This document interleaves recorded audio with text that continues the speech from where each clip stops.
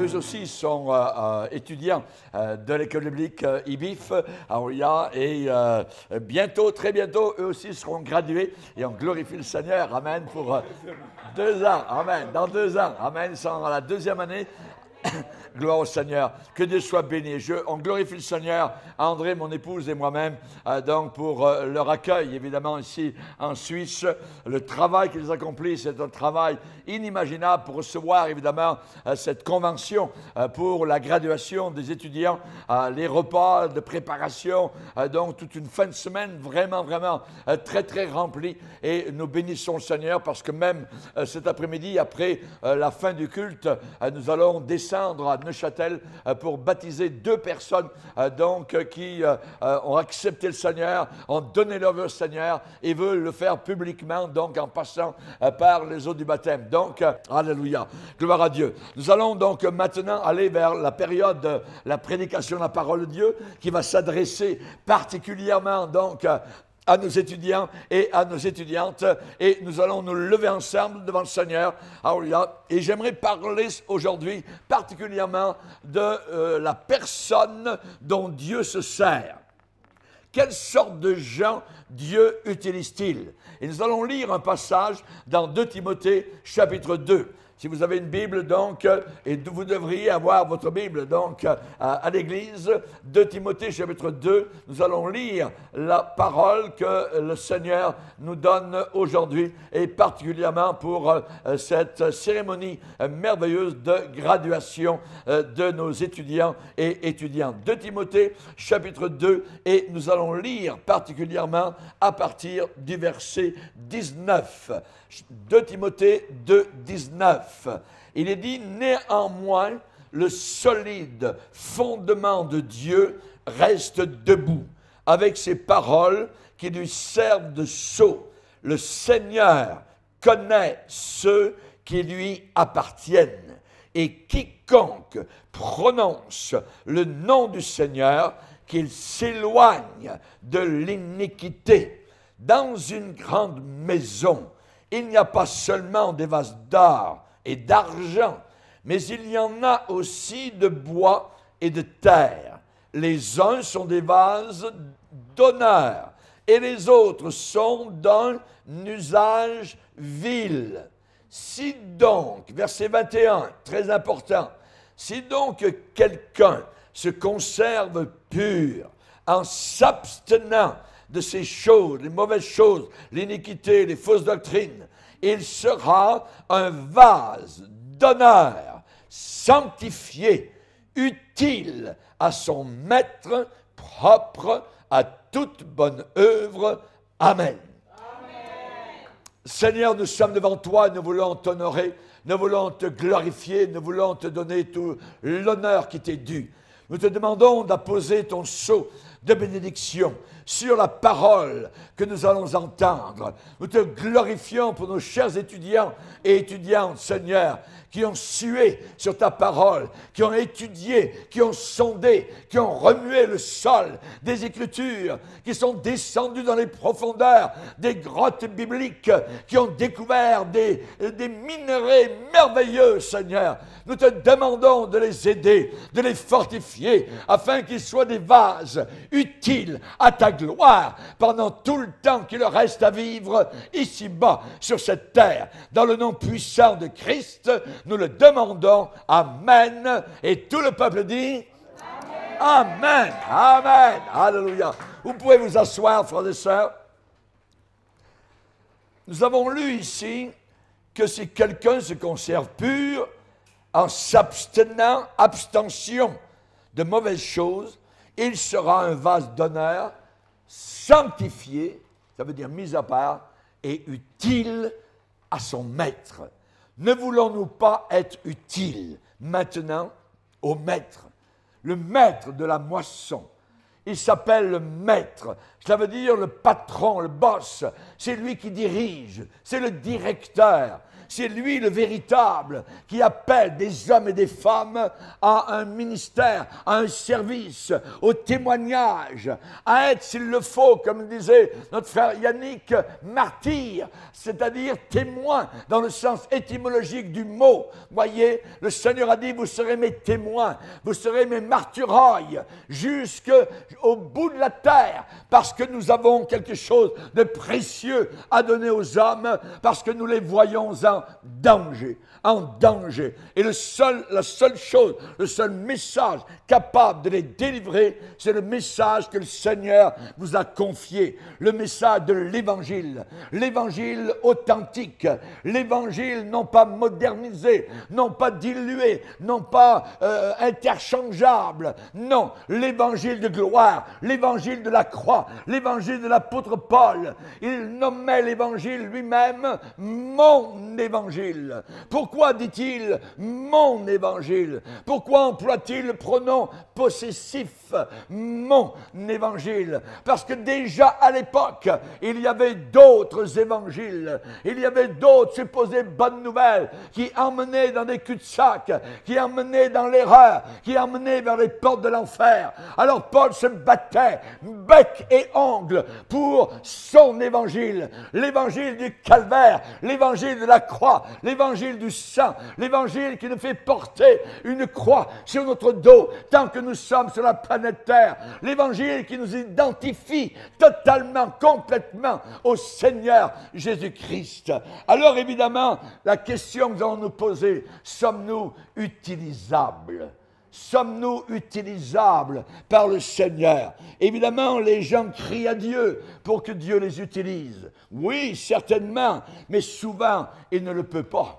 Souvent, il ne le peut pas parce qu'ils sont inutilisables. Ils ne sont pas abandonnés. Ils ne sont pas consacrés. Ils ne sont pas humbles. Ils sont orgueilleux. Ils ne sont pas enseignables. Supposément, ils connaissent déjà tout. Il faut savoir s'humilier, savoir être enseigné, savoir se placer au pied du Maître et dire « Seigneur, je suis ton disciple, enseigne-moi. » Alléluia. Nous avons besoin de gens comme cela.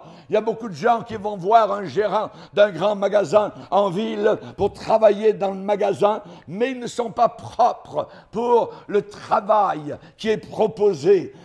Et quand, évidemment, le Seigneur cherche lui aussi, et non pas un grand magasin, il n'est pas patron d'un grand magasin, il est patron de l'Église, l'Église internationale, l'Église mondiale, l'Église universelle. Et c'est lui qui cherche des hommes, il cherche des femmes qui sont utilisables. La Bible dit, si quelqu'un se conserve pur, en s'abstenant, abstention, il y a des interdictions dans notre vie, des choses à ne pas toucher, des endroits à ne pas aller, des doctrines à ne pas recevoir. Il y a évidemment des choses semblables afin que nous soyons utilisables. Si quelqu'un est comme cela, il sera dans la maison du Seigneur, il sera dans la grande maison du Seigneur, un vase d'honneur, alléluia, un vase à part, un vase sanctifié. Et nous avons ici des vases aujourd'hui qui sont à part, des personnes qui se sont mis à part, qui désirent servir le Seigneur, des gens qui n'avalent pas n'importe quelle doctrine qui arrive parce qu'un pasteur a une Bible en main, des gens qui savent discerner, qui savent comparer, qui connaissent les Écritures, qui les ont sondées, et au travers de l'étude de la parole de Dieu, ils sont devenus comme Esdras, qui était un homme utile entre les mains de Dieu, parce qu'il avait étudié la parole du Seigneur. Il l'avait non seulement étudié, mais il l'a mis en pratique dans sa vie personnelle, et ainsi il a pu l'enseigner à d'autres personnes. Nous devons être des Esdras. Soyez des Esdras, mes frères, mes sœurs, vous qui êtes gradués aujourd'hui. Alors Dieu utilise tous ceux qu'il peut. Amen, et il les utilise à plein rendement. Pourquoi? Parce que Christ nous a promis une vie, non, il a promis une vie abondante, parce qu'il nous a sauvés de la mort, parce qu'il a tué le veau gras. Alléluia. Il n'a pas tué le veau, il a tué le veau le plus beau du troupeau, le veau gras. Alléluia. Il a mis sur nous, sur nos épaules frêles et fragiles, une robe, pas n'importe quelle robe, la plus belle des robes dans Luc 15, la robe de la justice de Christ, la justice qui nous sauve, la justice qui nous fera passer de la terre jusqu'au ciel. Alléluia. Et nous voulons le servir de tout notre cœur. Et Dieu, quand il trouve un vase semblable, il va l'utiliser avec une vie abondante, une vie merveilleuse. La plus belle des vies sur la planète Terre, c'est de vivre avec Jésus-Christ, le Sauveur du monde. Alléluia. Et au lieu, je dirais, de prier tellement pour être utilisés, eh bien, les gens devraient se sonder eux-mêmes pour voir s'ils sont utilisables. Seigneur, aujourd'hui, sonde mon cœur. Suis-je utilisable? Suis-je utilisable? Le Seigneur ne peut pas utiliser n'importe qui s'en vient, absolument pas. Voyez, pas plus qu'un gérant de magasin va utiliser n'importe qui vient à sa porte. Il faut être dans les conditions pour être utilisé. C'est uniquement ceux qui sont sanctifiés. Ceux qui sont sanctifiés. J'ai bien lu le texte. Si donc quelqu'un se conserve pur en s'abstenant de ces choses, il sera un vase d'honneur sanctifié. Sanctifié.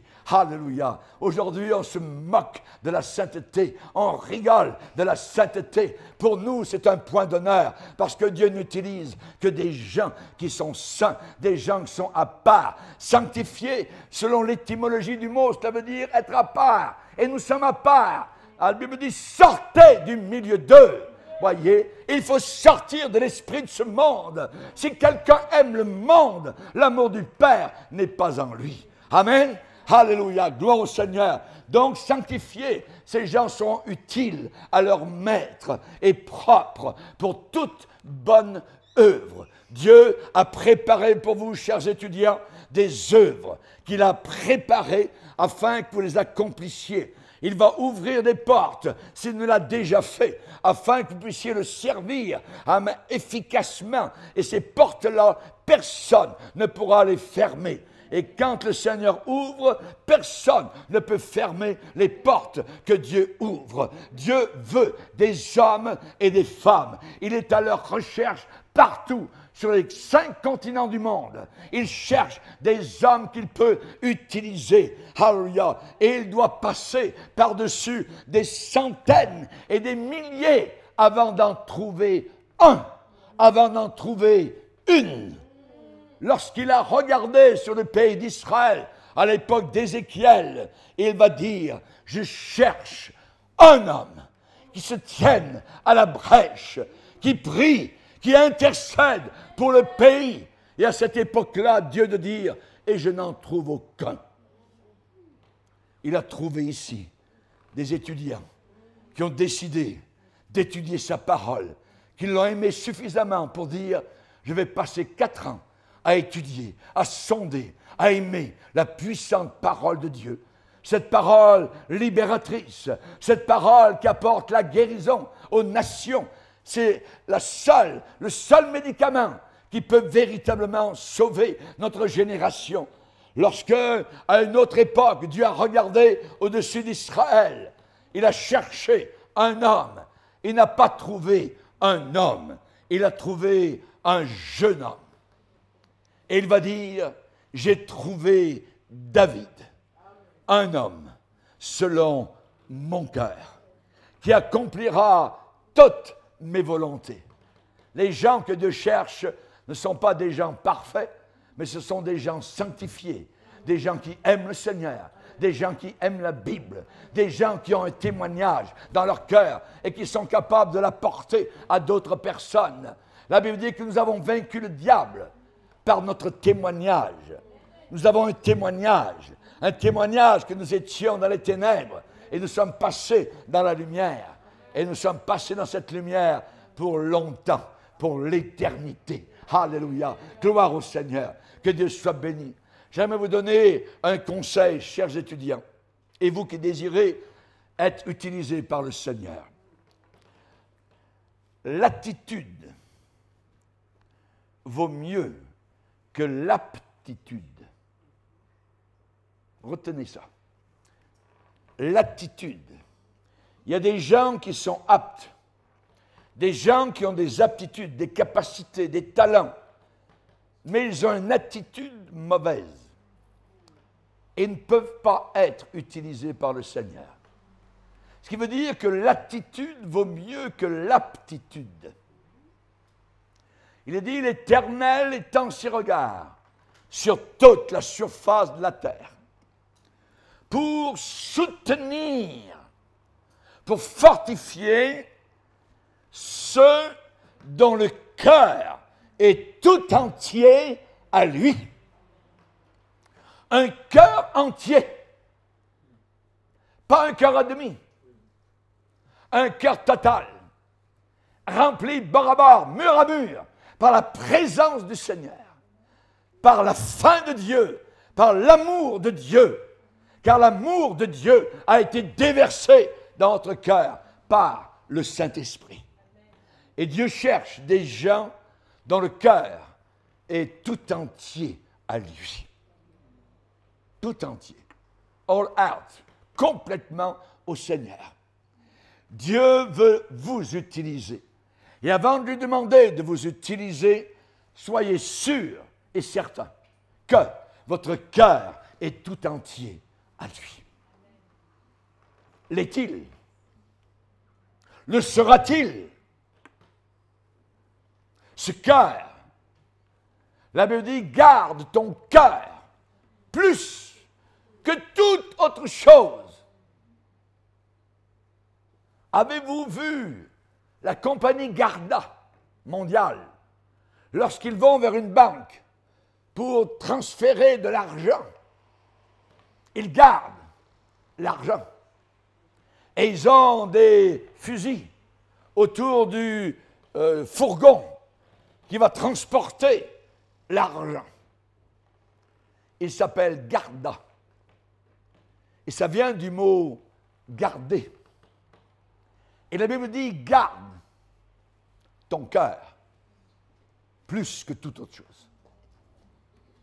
Est-ce qu'il est gardé? Est-ce qu'il y a des gardiens autour? Est-ce qu'il y a des gardes fous? Notre folie nous emmène des fois à faire des choses inimaginables. Garde ton cœur. Un cœur entier est quelque chose que Dieu recherche. L'apôtre Paul parle à Timothée par rapport à la fin des temps et il va lui dire, tu sais, à la fin des temps, ce sera terrible. Il y aura des temps diaboliques, difficiles. Mais toi, que faire au milieu de tout ça? Paul va dire, toi, eh bien, demeure dans les choses que tu as apprises et reconnues certaines. Ne bouge pas de là. L'évangile que je prêche, l'évangile que ces étudiants gradués vont prêcher, c'est l'évangile éternel. C'est l'évangile de Paul. C'est l'évangile d'il y a 2000 ans. Ce n'est pas un évangile amélioré. Ce n'est pas un évangile modernisé. C'est l'évangile du sang, l'évangile de la croix, l'évangile de Christ portant au travers de la Via Dolorosa à Jérusalem, la poutre sur laquelle il allait être cloué pour mes péchés, pour tes péchés, pour leurs péchés. C'est cet évangile, c'est pour cet évangile que j'ai donné ma vie entière. Donnez-la aussi. Toi, demeure dans les choses que tu as apprises. Ne bouge pas de là. Reste là. Quand ceux qui vont arriver avec des choses doucereuses à l'oreille, oh, il n'y a pas que ça, il n'y a pas uniquement la Bible, il y a autre chose. Dieu nous a révélé, on a eu des visions. Moi, j'ai eu un rêve. Laisse tomber les rêves, laisse tomber les visions. Même si c'est des bonnes visions. Salomon a eu 2 visions de Dieu. Dieu lui a parlé. Mais ces visions qu'il a eues ne l'ont jamais empêché de devenir un rétrograde et de se monter un harem de centaines de femmes. Les visions ne nous sauvent pas. C'est la parole de Dieu, c'est la croix du calvaire qui doit être au centre de notre message. L'attitude vaut mieux que l'aptitude. Question. Quand Dieu recherche quelqu'un pour travailler dans sa vigne, il ne demande pas « Es-tu talentueux ?» Non. Il ne dit pas « Est-ce que cet homme a une bonne éducation ?» Non. Il ne demande pas « Est-ce qu'il a une belle voix ?» Non. Il ne demande pas « Est-ce que lorsqu'il prie, il est vraiment éloquent dans son prière ?» Non. Il ne demande pas cela. Est-il puissant quand il parle? Non. Ce ne sont pas les questions que Dieu demande. Dieu demande d'autres questions. Est-ce que son cœur est entièrement à moi? Est-ce qu'il est saint? Est-ce qu'il aime les autres? Est-il prêt à marcher par la foi et non par la vue? J'ai quitté un travail très lucratif au début de ma vie, quand j'ai été sauvé. J'étais intendant d'un grand hôtel touristique, le plus grand de la Nouvelle-Calédonie. Et je suis arrivé à l'école biblique. J'avais beaucoup d'argent, j'ai gagné beaucoup d'argent, j'étais jeune, je n'avais pas de famille, rien du tout. Un étudiant du Pacifique Sud m'a dit Raymond, il dit, moi je pense que je m'en vais à l'école biblique à Suva, à Fidji. Il y avait une école biblique.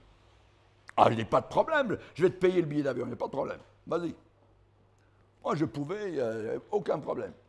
Quand je suis arrivé à l'école biblique à Montréal, je suis arrivé un jour à la porte de l'école biblique et il m'a resté un ticket de métro. Et j'ai élevé ça devant le Seigneur. Et dit, Seigneur, tout ce qui me reste, c'est un ticket de métro. Maintenant, on va marcher ensemble solide. Et je peux vous dire, quand je regarde 50 ans en arrière, Dieu est fidèle. Amen. Dieu pourvoit. Hallelujah. Il fournit, hallelujah, ce dont le serviteur de Dieu a besoin. Alléluia. Gloire au Seigneur. Donc, ce sont les questions qu'il pose. Est-ce qu'il est capable de vivre par la foi? De tout abandonner.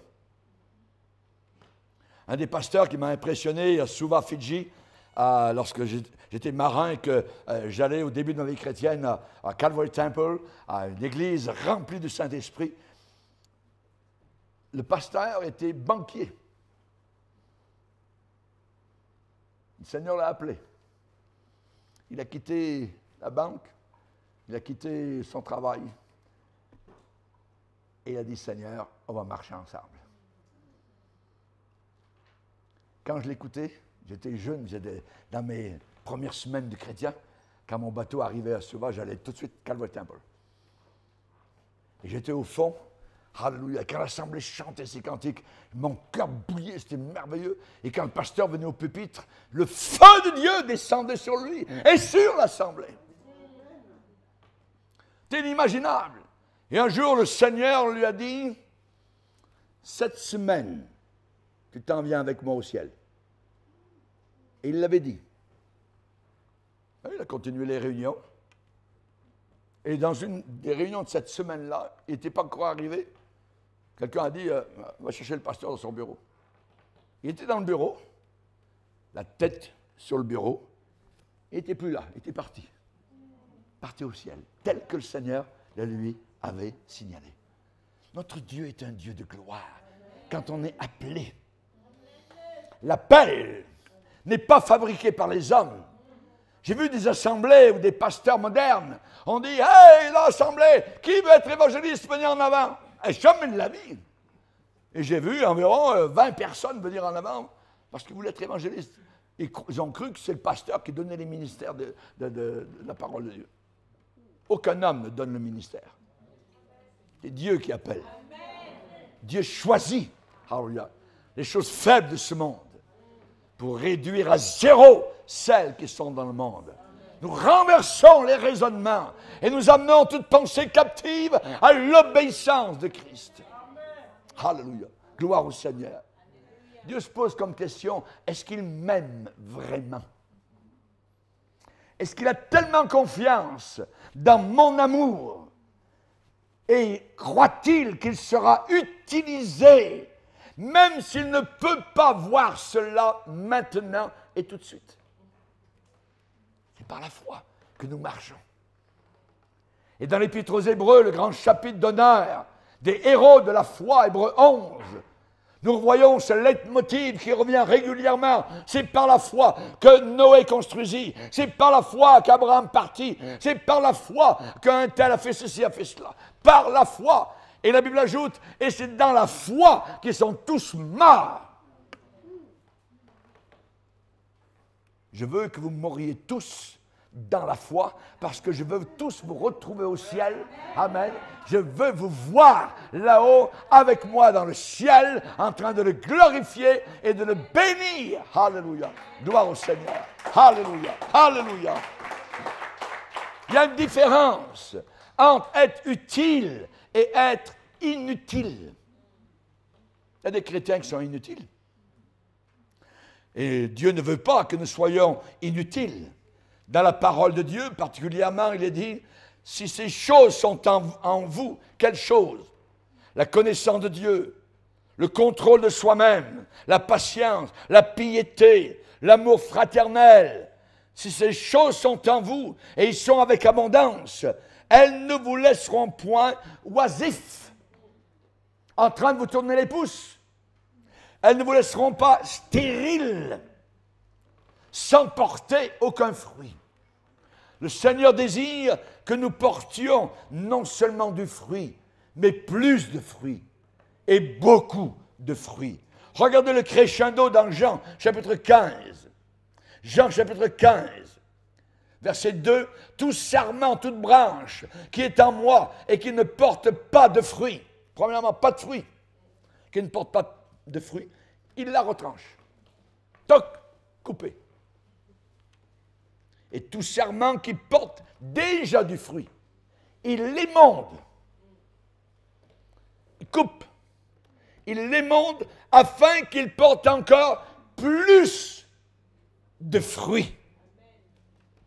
Comme le sarment ne peut pas de lui-même porter du fruit s'il ne reste pas attaché au tronc, ainsi vous ne le pouvez pas non plus si vous ne demeurez pas en moi. Je suis le tronc, je suis le cep, et vous êtes les branches, les sarments. Celui qui demeure en moi et en qui je demeure porte beaucoup de fruits. Je me rappelle toujours en train de marcher sur la plage de Lansfata à Nouméa, un jour après mon travail, et j'avais un livre en main, « Si vous demeurez en moi ». Et ce livre était basé par un homme de Dieu qui avait écrit ce livre uniquement sur « Demeurer en Jésus ». Et je peux vous dire, j'ai dévoré ce livre. J'ai vu l'importance de demeurer, de rester attaché, de, je dirais, vivre avec Jésus. Une demeure, c'est là où vous restez. Là où vous demeurez, c'est là où vous vivez, c'est votre adresse. Et ça ne change pas tous les mois.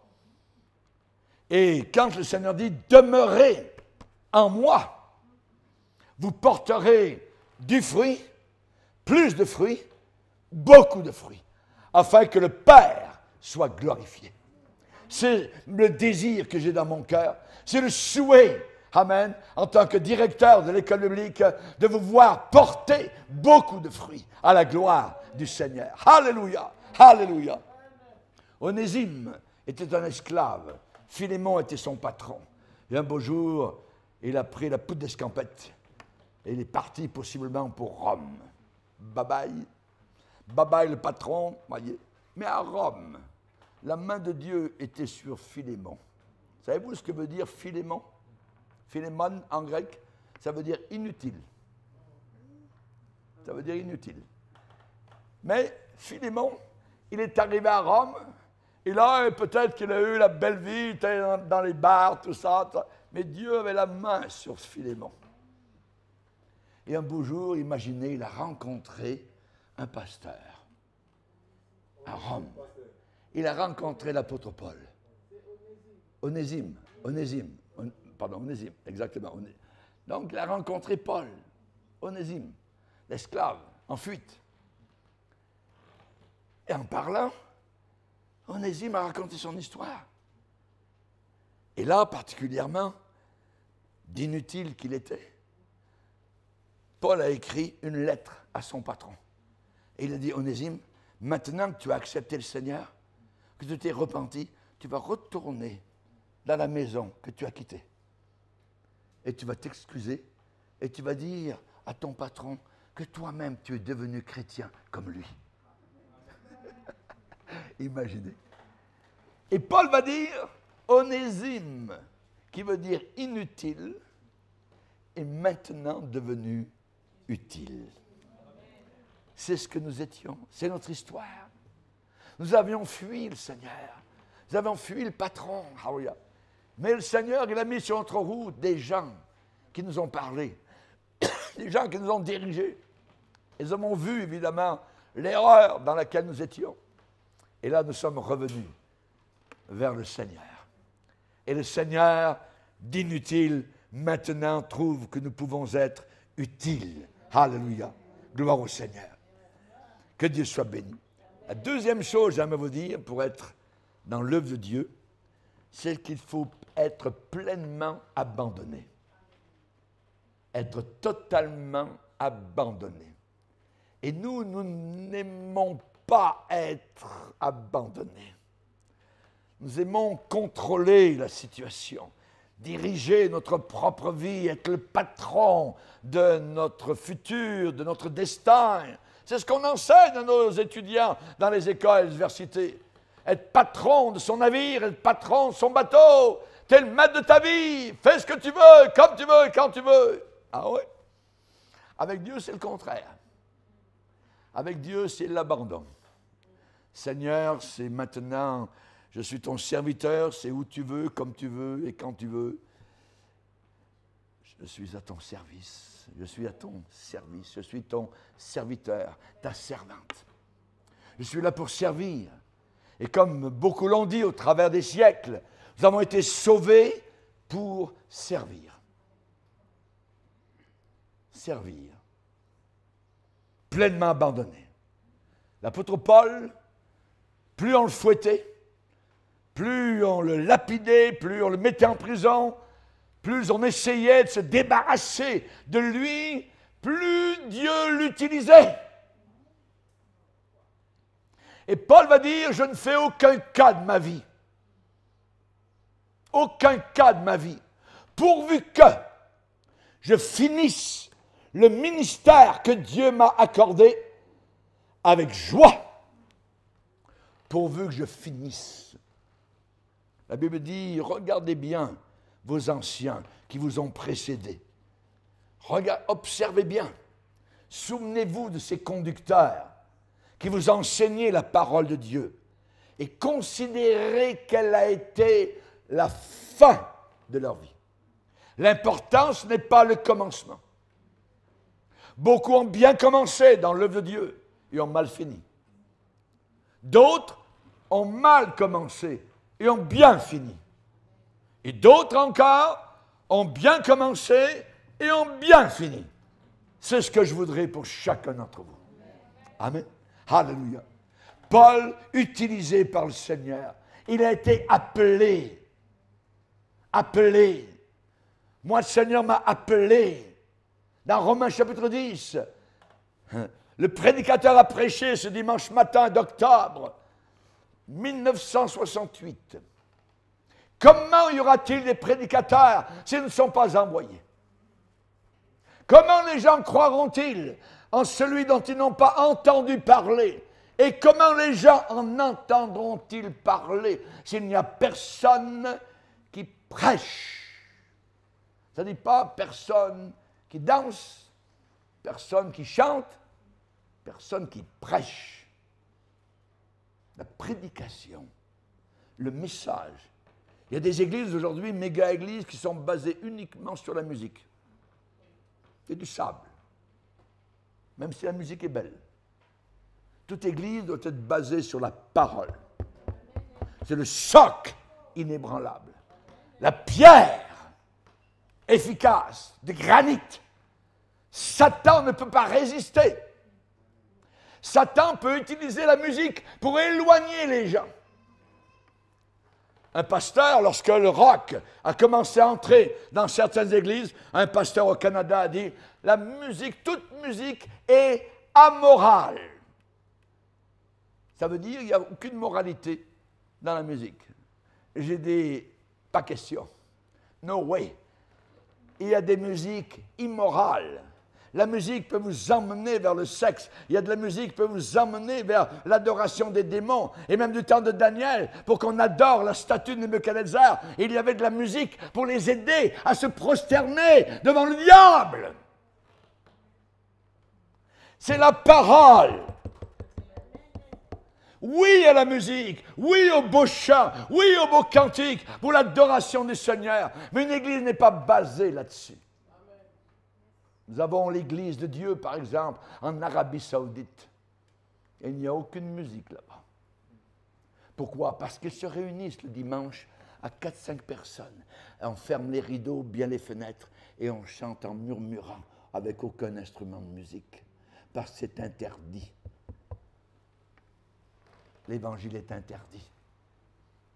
Que ferions-nous si nous n'avions plus aucune musique dans les églises? Il y a des gens qui ne viendraient plus, parce qu'ils viennent juste pour la musique, ils ne viennent pas pour la parole. Nous sommes basés sur la parole de Dieu, sur les Écritures.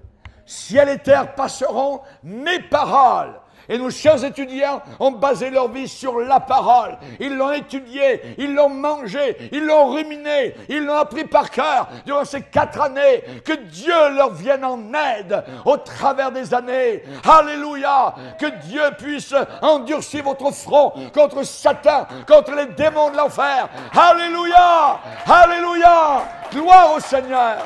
Que Dieu soit glorifié. Merci Seigneur. Nous allons maintenant passer particulièrement à la remise des diplômes. Un moment, je dirais, merveilleux. Un moment, évidemment, qui est approuvé du Seigneur, mais qui, évidemment, je dirais, ne dit pas tout. Voyez, ce qui dit tout, évidemment, c'est le fond du cœur. Un cœur qui est abandonné entre les mains du Seigneur. Un cœur qui est sanctifié. Un cœur qui pourra être utilisé par le Seigneur. Alléluia.